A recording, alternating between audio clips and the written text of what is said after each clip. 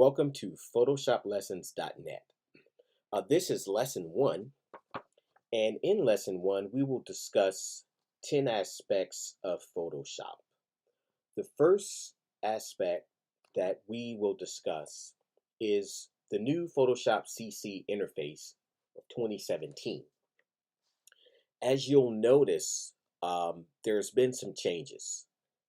If you're brand new to Photoshop, obviously you wouldn't notice the changes, but most people have dabbled slightly. So I want to just discuss a few things. As you can see, the interface is slightly different. You have the option to create a new file right here. You can open, which is going to open up a search option to search for files on your computer. Right here, this displays, I believe, 50 of the most recent Photoshop files or files period that you have opened in Photoshop. Obviously, you have your learn option over here, and this has lessons from Photoshop, helps you create, see what you create with Photoshop, or create your first design, edit your first photo, or jumpstart your designs with Photoshop templates. We're going to go back to the Work tab, and one of the first things we're going to do is I'm going to open a recent file. I'm going to open the recent file called PS Lesson 1. It's a PSD. A PSD is a Photoshop file.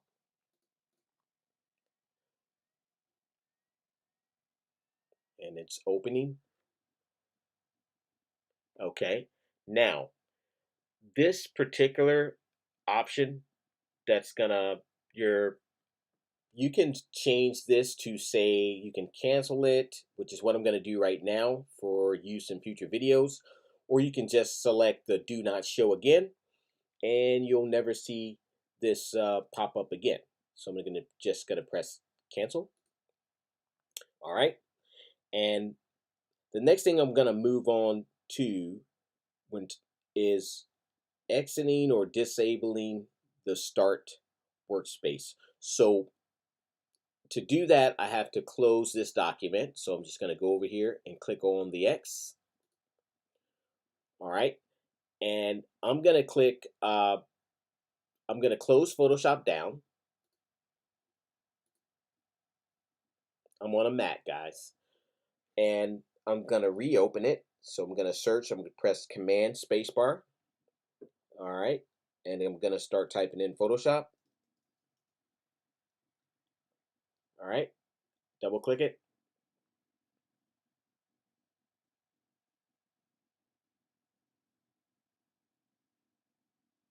The program opens. Okay. So now if I want, I can press the exit key and I can come out of this window of this dialog, which I will, or there is a way that you can disable it. I'm not going to cover how to disable it because I'm a teacher. I teach Photoshop as well, and I don't want my students disabling this. Okay. So I'm going to just press exit or the escape key. I'm sorry. And you see that window is gone. So now I would have to manually go, which is a good thing. I can show you this and create a new document. So I'll go File, New, okay. And now I have several options. I can select the recent document that I was working on, okay. Saved. There's different templates or options, document presets that Photoshop offers under photo. So default Photoshop size, landscape, which is 2x3, another landscape option 4x6, so on. I can select print, okay. And you notice that down here on the bottom they have templates. I can select art and illustration. I can select web, which is great for web designers. I also teach web design as well, so I use this option a lot. Mobile, and film and video. Okay, so for right now, I'm going to select photo. Okay, default Photoshop size is 7 by 5 inches, 300 pixels per inch. Okay, that's PPI. And I'm going to click create. All right, and if you notice, if I close this and go back and do this again, file, new, okay, I had some other options over here that I didn't really discuss. They're automatically they're in the defaults. So whether it's the orientation, okay, resolution, pixels, inches, the color mode, RGB, stands for red, green, and blue. I could change it to CMYK, which you would use if you were creating an artwork for print. Okay, anything for the web or online media that's going to display on a computer, you want to use RGB. Okay, all right. So also there should be an option. Let me see, to pick what I wanted my background to be, but yeah, color. So I could change my background color there if I wanted to. All right. So then cancel. I'm going to click create. Okay. And now I have my canvas. This is my background. Okay. Now we're going to move on. So we talked about the interface. We talked about exiting or disabling the start workspace. We launched a new document. Okay. And we talked about selecting a Photoshop preset. One great new feature in Photoshop, especially for novices, is the search option. The search option, okay? And to do that on a Mac, it's Command F, and I believe on a PC, it's Control F. But on your Mac, it's Command F. So I'm just going to press the Command key, which is right next to the space bar. So Command and F. Sorry, guys. And I get my search option. Okay, so on my search option, if I can search for lots of different things in Photoshop, especially if I don't know where something is, like, so if I've used a tool but I just forgot where I was. So say for instance in the top Photoshop menu, which is right here, there are many panels and things that you can turn on and off in Photoshop. So say for instance, I just really forgot. Well, if you forgot, I guess you wouldn't know to type in window, but I'm going to type in window. Okay. And when I type in window and scroll, I have all these different options that could be helpful and also be able to save time. And if I didn't know which options that I had, because I was a novice and I was, smart enough to know to search window. From there, I could go ahead and get an idea of the possible options that I could turn on and off. So just to show you the power of the window menu, what this window item can do is, to the left over here is my Photoshop toolbar. From here, from the top all the way to the bottom, if you follow my mouse. Now, some folks choose to double this toolbar up. You can double it by clicking on the little arrow on top of it, a little double right arrow. Click on there, all right? And I could double the toolbar up. As you see it, it's still a little space. It takes a little space from Photoshop. I prefer to work with just the default toolbar, okay? So right now, let's say I just want to turn this toolbar off. I want to remove this toolbar. I go to Window, okay? I come down to Tools, and I deselect it. And the toolbar disappears. Now, for the average designer, you probably wouldn't want to turn your toolbar off. But suppose someone was using Photoshop and they customized their settings and you got on their computer and you needed to work, you needed to design, and you can't find your toolbar. Well, now you'll know to be able to turn that back on. You just go to Window, you come down to Tools, you click on it, and voila, there's your toolbar. Okay, so let's see what else. To change your workspace, this is something that you may or may not do for a while if you're a novice. You just come all the way over to the top. On the top right, you'll see a little down arrow. You click it, and it lets you choose a workspace. Right now, we are in Essentials. You could work in 3D, graphic and web, motion, painting, photography, so on and so forth. Okay, so we're going to stay where we are for right now.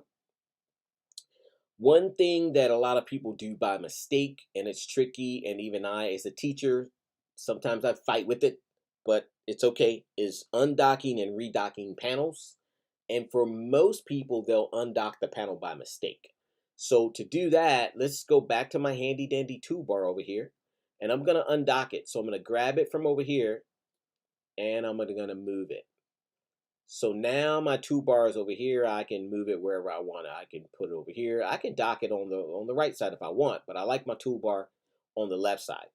So now that I undocked it, how do I get it back over here? How do I redock it? So I got to take it and I'm sliding it to the left. When you see me select it, to select it, I have to take and click on it and keep the mouse depressed. And I come over and I'm moving it and I'm moving it to the left and I'm moving it to the left just enough to where I see this blue line. You see where I see the blue line appear? And now I can release it. And now my toolbar is redocked. Okay. Let's say you want to reset a tool in the options bar. Okay. Some of you guys are wondering, what is the options bar? This is your options bar up here, and it changes depending on the tool that you're on. So right now, this first tool is the move tool. So see the settings change? Okay. All right. So the settings changed again. Okay. This marquee tool, the one I was just on, the settings changed again down here. All right. Every different tool that I click on, you can see the settings change. Okay. Settings are changing. All right. So say for instance, you are new and you're wanting to know what tool is what. All right. If you just hover over it, it will show you this is the crop tool. This is the magic wand tool. This is the polygonal lasso tool. This is the rectangular marquee tool. And as we stated earlier, this is the move tool. All right. So let's see, what else are we covering here? Oh, we're going to talk about how to reset the tools. So let's say, for instance, I modified the tools and I wanted to reset it. Basically, from here, I just right click, or I'm sorry, yes, on a PC, which is a Windows computer, you would right click, but on a Mac, you have to select Control, and you're going to control click. So if I press Control and I click this, I have the option to reset the tool, okay, or reset all of the tools. Notice that, right? All right, so we're doing good so far. Now, say for instance, you're coming in here and you're working and you're changing stuff and you want to save a file. So just for the fun of it, I'm going to click on my type tool and I'm going to type save this file. All right. So in order to save this file, I need to go to, I'm not going to talk a lot about shortcut keys because I teach my students get certified and you can't use shortcut keys during the certification exam. But I will sporadically mention some shortcut keys. So I could do Command S, or I could go File, Save, okay? And I could do also, let's saving, give it just a second, okay? And I have to choose a format if I do File, Save, which is basically File, Save As right here. Now, the Photoshop format would save it as a PSD file, but I have lots of other options to choose from. Some that some of you guys might be looking for is JPEG, okay, or PNG, things of that nature. All right, so I'm gonna cancel for right now because I don't want to save it. I want to show you guys one more thing. All right, and I want to do I'm gonna say, because I build a lot of artwork for the web, so I want to export this as a GIF. Okay, so I come down from, I go File, Export. I don't want to do quick export as PNG or anything like that. I want to pick Save for Web. Save for Web. Now, GIF is already selected. This is a .gif file. Okay, you spell it GIF, but it is pronounced GIF, like the peanut butter GIF. Okay, and this shows me the width. All right, and I can come down here and click Save. All right, and then I have to pick a location. So for right now, I am saving to an external hard drive because I don't want to load up my computer with a bunch of files that I don't need.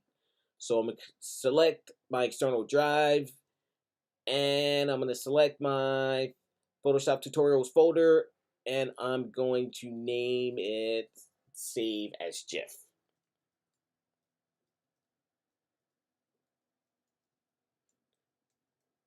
All right, save as GIF.gif. Haha, that's cool. And I'm going to click Save. All right, and that file has been saved. And basically, guys, that is pretty much the end of this tutorial. There's one more thing I want to show you that's very important. If I save that file as a GIF, I have the file, but it's in a fixed format. I can't go back in. Say, for instance, I wanted to edit that text. I can modify the text. Okay. Let's see, rasterize this layer. Rasterize type. I can modify the text, which is what you see me doing now, but I couldn't just edit the text. All right. So had I saved this file as a PSD, then I can go in and modify the text. So right now it is in Photoshop. I still have it open, but I'm gonna save it, okay, as a Photoshop file. All right, so I'm gonna just do it just like that. I just picked, so it's gonna save it. It's gonna take PS lesson 1. Actually, there we go. That's what I want, but I gotta remove the .gif. All right. Let me do PSD there. So it's going to add an extension. This is just the name. It's going to add its own extension. Click OK. Now, this file is saved as a PSD, so I can edit it. So what do I mean by editing it? If I go and double click on this text, sorry, cancel. Oh, I rasterized it. Okay. So I might have to go back and I'm going to add another type layer. I'm going to add another type layer right here. And I'm going to type save this file to. Okay, and actually you can see my layer. Once you rasterize a layer, I can undo it, and I'll explain that in a future video what that means. But that basically you can't edit it the way that you used to.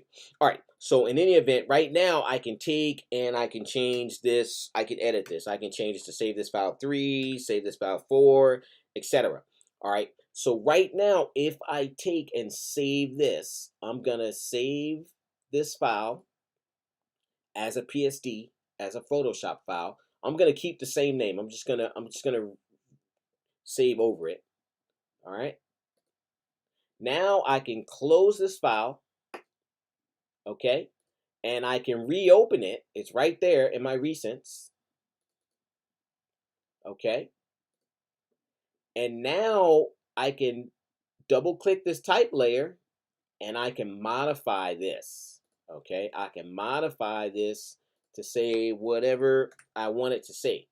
But up here, this particular layer where I first saved it, I first saved this file, I rasterized the layer, and then I saved it, okay? So I don't have the ability to edit it. So it's very important that you understand how you save it. If you save the file as a Photoshop file, which is a .psd, and you go down here and it says save as, and you see that option Photoshop, your file will be saved as an editable version.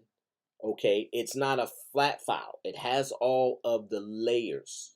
Okay, once you go and save it as a GIF or PNG, it is no longer a Photoshop file. It is no longer has the layers. So you can still edit it, but now you are basically doing destructive editing. You are editing, you're going in here and this is like a picture now. This is text, okay, that I can modify easily, but now this is like it's almost as a picture. In order to modify this, I have to go in and cut out the letters. So if I wanted to say save this file on Tuesday, I could come over here and type on Tuesday and add it to that, but I still got to come in here and cut out the period, remove that. And so it's a lot of extra work.